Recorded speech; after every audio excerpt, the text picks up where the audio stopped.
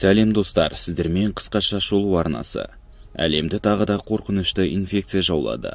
Ал біздің кейіпкерлер бұл уақытта саяхатта болатын. Бірақ олардың сапары оңай болмайын деп тұр. Сіздер үшін микрофонда зыңдайтын қасиет. Ал бұл тасымалдаушылар кинофильміне қысқаша шолу. Әлемді қорқынышты инфекция тарала бастады. Ол өкпе, тыныс жолымен қатар қан арқылы таралады және адамдарды қатты қиындықпен өлтіреді. 4 дос белгісіз бағытқа жол тартып барады. Олар түрлі заттармен бос әңгімемен жол қысқартуға тырысады. Шөл даладағы тас жолда олардың алдынан жол талғамайтын көлік бөгейді. Бұл көліктің иесі көліктің жанармайы таусылып тұрғанын айтады. Бірақ көліктің ішіндегі кішкентай қыз терезеден қарағанда олар қыздың ауру екенін бірден түсінеді. Брайан бірден газға басады. Қыздың әкесі оларды тоқтатпақшы болып, сонды бұрайтын кілтпен көліктің ұрғылай бастайды. Бірақ жастар құтылып кетеді. Біраз миль жүргеннен кейін көлік сынып қалады.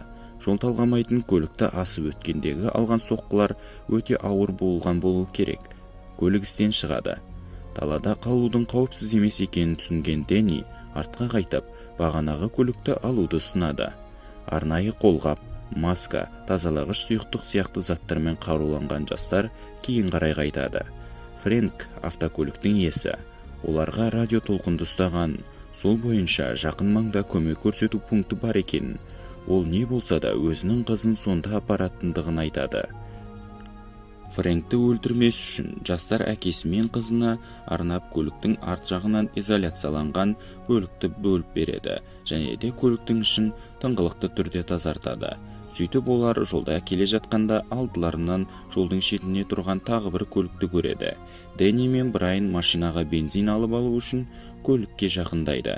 Дэнни бензобақты ашу үшін кілтті іздеп көліктің салонын ашады. Рөлдегі адамның әбден қанталаған денесін кенеттен көзін ашып, қолын қозғалтуға ғана шамасы жетеді. Әбден зәрелері қашып, өз істерін дереу бітірген жігіттер өз жолдарын әрі қарай жалғастыруға асығады. Жолда түнге демалып алу үшін жастар лагерь тігеді. Дэнни, Брайан екеуі бала кезіндегі фотоларын көрген кішкентай Джодиге өздерінің қайда жол тартқандарын айтады. Бұл олардың балалық шағында әкелері апарған тасбақа аралы болатын. Дәл осы сәтте Бобби мен Брайан өздерінің шатырларында бір қызықты затпен айналысып жатқан болатын, егер түсінсеңіздер. Дэнни мен Кейт оттың басында сырласып отырған болатын. Бірақ бұл тыныштықты мылтықтың дауысы бұзады. Олардың бағытына қарай 2 автокөлік ұшып келеді. Брайан өздеріне назар аудартпас үшін бірден отты өшіруге тырысады. Бірақ бірден тып-тыныш болып қалады. Олар көліктердің бірінен бір адам жүгіріп қашып шыққанын көреді. Ал екіншісіндегі адам көліктен түскен адамды атып түсіреді. Олар осы заттың барлығын тып-тыныш бақылап отырады. Ал әлгілер болса жоғалып кетеді. Таң ата жастар тағы да жолға шығады. Кішігірім қалашықтардың бірінен өтіп бара жатып, ондағы сұмдықты көздерімен көреді. Утилизацияға жөнелтілуге жіберу керек болған өліктердің көлікке тиеулі күйде қалғанын көреді. Ақыры Фрэнк айтқан жылдам қызмет көрсету орталығына жеткен жастар көліктен шығады. Қалғандары барлауға кеткенде Бобби Джодиге қарауға сұранады. Ғимараттың іші қаңырап бос тұр. Тек кішігірім ғана бір арнайы қорғануға арналған бөлмешеде Фрэнк, Дэнни, Кейт және Брайан ауру жұқтырған доктор мен 10 шақты баланы табады. Доктордың айтуынша, орталыққа әкелген вакциналардың тек 3 күнге ғана инфекцияны тоқтата алатын күші бар. Ал 3 күн өткеннен кейін ауру қайтадан басталады. Әбден әлсіреген және үміті әбден үзілген доктор өзімен балаларға арнап бром мен калейден улы коктейль жасайды. Доктор мен балалардың өліміне жол бергісі келмеген Фрэнк оған тапанша бағыттап тоқтауын бұйырады. Доктор қалашықта газ бен астықтың қоры таусылған, электр энергиясының мүлдем жоқ екенін айтқаннан кейін Фрэнк амал жоқ қаруын түсіреді. Осылайша ол ауру жұққан адамдардың азабын тоқтатуға мүмкіндік береді. Өзінің қызының шарасыз жағдайда екенін түсінген ол тапаншаны жерге қойып ғимараттан шығады.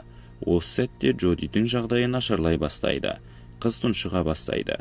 Қатты қорыққан Бобби асығып үсігіп кейін қызға кислород маскасын кидіру үшін изоляторға кіреді. Қыздың респираторын шешкен сәтте Джоди жөтеліп қалады. Боббидің үстіне ауру қан шашырайды. Достарының көлікке қайтып келе жатқанын көрген Бобби изоляторды жауып, бетін сүртіп, қан тиген күртешені шешіп тығып қояды. Джоди дәретханаға сұранады. Фрэнк жастардың кетіп қалатынын түсініп, қыздың жалғыз өзін жіберіп, өзі көлікте қалмақ болады. Бірақ қызының әбден әлсірегенін көрген әкесі қызымен бірге барады. Олар көлікті алыстай салысымен Брайан олардың заттарын көліктен шығара бастайды. Дэнни ағасын тоқтатуға тырысады, бірақ басқалары Брайанды қолдайды. Фрэнк өздерін тастап бара жатқан машинаны көрмеш үшін қызының назарын басқа жаққа аударуға тырысады. Аялдама кезінде Брайан жағдайды реттеуге тырысады, бірақ Дэнни мен Кейт жай ғана көліктің жүк салғышын тазалағыш сұйықтықпен тазалайды. Ал Бобби болса бойфрендінің бар айтқанына әлсін келісіп отырады. Түндікке жастар бос қонақ үйді қонбақшы болады. Гольфке арналған алаңда Брайан Боббиге қырындай бастайды. Бірақ Бобби өз ауруын жұқтырмас үшін жігітін итеріп салып қонақ үйге қайтып кетеді. Қызының біртүрлі әрекетіне аса қатты мән бермеген Брайан гольфке арналған шармен қонақ үйдің терезесін шағып ойнап, інісімен және Кейтпен көңіл көтереді. Күшті. Түн ішінде Дэнни мен Кейт дәлізден қолшамның жарығын көреді. Олар бұл өзге адамдар екенін түсініп, қаша жөнеледі. Далада қорғаныс костюмын киген адамды көрген Брайан олардың біреуін ұстап алып, олардың кім екенін және оларға не керек екенін анықтауға тырысады. Бірақ оны Дэнни, Кейт пен Боббиді ұстап алған тағы екі қорғаныс костюмын киген адамдар тоқтатады. Олар жігіттерге қонақ үйден кетуді, ал қыздарды олармен қалдыруды ұсынады. Қорғаныс киімділердің бірі басқаларын сабырға шақырғанымен, басқалары оны тыңдамайды. Сосын әлгі белгісіздердің бірі Бобби мен Кейтке шешінуді бұйырады. Олардың ауру жұқтырмағанын білу үшін. Боббидің денесінен инфекцияның белгілерін көрген олар жастарға жылдам кетуге бұйрық береді. Қалған жол бойы көліктің ішінде тыныштық өрбиді. Аялдама кезінде Кейт Дэнниге ағасымен сөйлесіп, тірі қалу үшін Боббиді қалдыру керек екенін түсіндіруді сұрайды. Інісінің айтқан сөздері дұрыс екенін түсінген Брайан қыздан көліктен шығуын сұрайды. Ол оған азғантай заттар беріп, жақын маңдағы елді мекенге жаяу аттанғаны дұрыс екенін айтады. Жас қыздың көз жасына қарамастан, жігіт көлікке отырып кетіп қалады. Жанармай бітуге аз қалды. Олардың алдында қарсы бағытта келе жатқан көлікті көрген олар көліктің жолын бөгейді. Дэнни көлікте отырған екі әйелмен келіспек болады, бірақ олардың көмектескісі келмейтіндігін естіген Брайан машинаға оқ ата бастайды. Жауап ретінде әйелдердің біреуі тапаншамен жігіттің аяғын жаралап үлгереді. Бірақ Брайан екі әйелді де өлтіреді. Бензинге ие болған олар жолдарын жалғастырады.